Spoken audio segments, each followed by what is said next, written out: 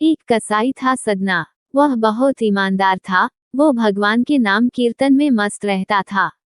यहाँ तक कि मांस को काटते बेचते हुए भी वह भगवान नाम गुनगुनाता रहता था। एक दिन वह अपनी ही धुन में कहीं जा रहा था कि उसके पैर से कोई पत्थर टकराया। वह रुक गया। उसने देखा एक काले रंग के गोल पत्थर से उसका पैर टकरा गया है। उसने वह पत्थर उठा लिया व जेब में रख लिया, ये सोचकर कि यह मांस तोलने के काम आएगा। वापस आकर उसने वह पत्थर मांस के वजन को तोलने के काम में लगाया।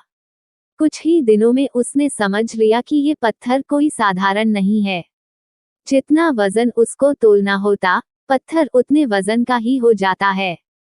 धीरे धीरे ये बात फैलने लगी कि सदना कसाई के पास वजन करने वाला पत्थर है। वह जितना चाहता है पत्थर उतना ही तोल देता है। किसी को 1 किलो मांस देना होता तो तराजू में उस पत्थर को एक तरफ डालने पर दूसरी ओर 1 किलो का मांस ही तुलता। अगर किसी को 2 किलो चाहिए हो तो वह पत्थर 2 किलो के भार जितना भारी हो जाता। इस चमत्कार के कारण उसके यहाँ लोगों की भीड़ जुटने लगी। भीड़ जुटने के साथ ही सदना की दुकान की बिक्री बढ़ गई। बात एक शुद्ध ब्राह्मण तक भी पहुंची। हालांकि वह ऐसी अशुद्ध जगह पर नहीं जाना चाहता थे जहां मांस कटता हो व बिकता हो, किंतु चमत्कारिक पत्थर को देखने की उत्सुकता उसे सदना की दुकान तक खींच लाई। दूर से खड़ा वह सदना कसाई को मीट तोलते देखने लगा। उसने देखा कि कैसे वह पत्थर हर प्रकार के वजन को बराबर तोल रहा था। ध्यान से देखने पर उसके शरीर के रोए खड़े हो गए। भीड़ के छटने के बाद ब्राह्मण सदना कसाई के पास गया। ब्राह्मण को अपनी दुकान में आया देखकर सदना कसाई प्रसन्न भी हुआ और आश्चर्यचकित भी। बड़ी नम्रता से सदना ने ब्राह्मण को बैठने के लिए स्थान दिया और पूछा कि वह उनकी क्या सेवा कर सकता है। ब्राह्मण बोला, तुम्हारे इस चमत्कारिक पत्थर को देखने के लिए ही मैं तुम्हारी दुकान पर आया हूँ, या यूं कहें कि ये चमत्कारी पत्थर ही मुझे खींचकर तुम्हारी दुकान पर ले आया है।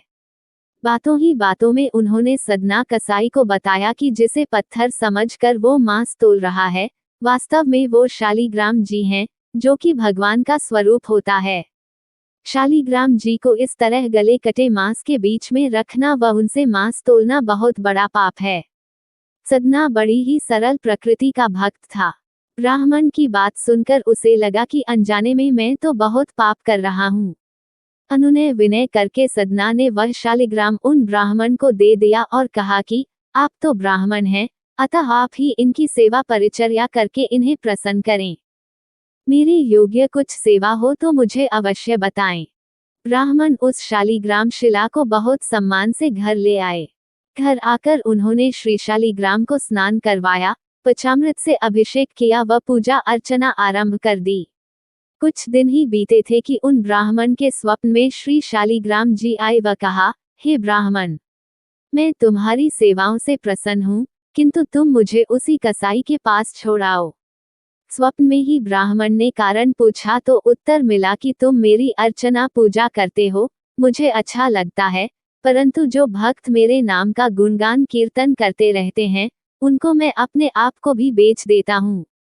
सदना तुम्हारी तरह मेरा अर्चन नहीं करता है, परंतु वह हर समय मेरा नाम गुनगुनाता रहता है, जो कि मुझे अच्छा लगता है, इसलिए तो मैं उसके पास गया था।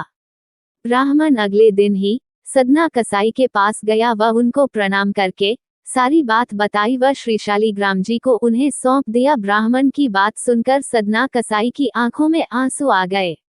मन ही मन उन्होंने मांस बेचने खरीदने के कार्य को तिलांजलि देने की सोची और निश्चय किया कि यदि मेरे ठाकुर को कीर्तन पसंद है तो मैं अधिक से अधिक समय नाम कीर्तन ही करूंगा।